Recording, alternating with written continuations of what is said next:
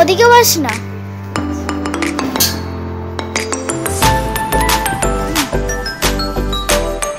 Good morning class. Good morning ma'am. আমি যে প্রজেক্টগুলো দিয়েছিলাম ওগুলো হয়েছে? ম্যাম আপনার ওই ক্লাসে মনে হচ্ছে কেউ ডাকছে। ওকে। তুই প্রজেক্ট করেছিস?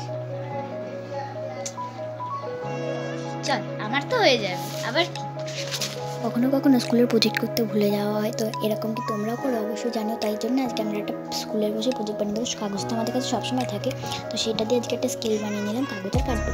তো চলো ম্যামকে দেখে ম্যামকে বলতে। হ্যাঁ ম্যাম, এটা হচ্ছে আমার হাতের কাজ, কত সুন্দর।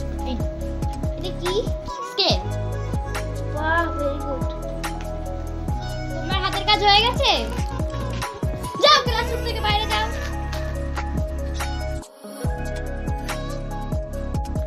চলো ক্লাস, এখন টিফিন টাইম। যাও যাও যাও।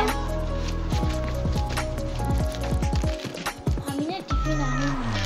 খেতে পারিস। কালকে না আমার বাড়ি অনুষ্ঠান, তুই যেতে পারিস। আচ্ছা ঠিক আছে, আমি যাবো। দিদি আমরা কলেজ থেকে চলে এসেছি।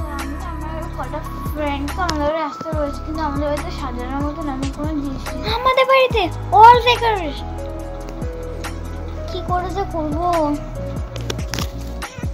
আইডিয়া। চল, তোর সমস্যার সমাধান তো আমি করে দেবো, কিন্তু তার আগে বন্ধুরা, তোমাদের যদি এরকম ভিডিও দেখতে ভালো লাগে তো অবশ্যই একটা লাইক এবং একটা সাবস্ক্রাইব করে দিও।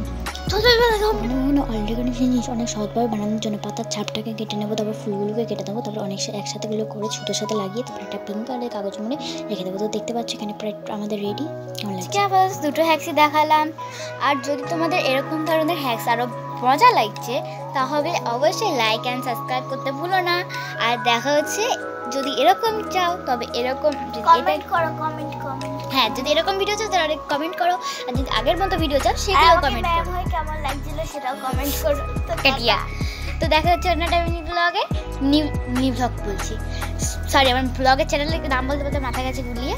দেখা হচ্ছে অন্য একটা ভিডিওতে, ততক্ষণের জন্য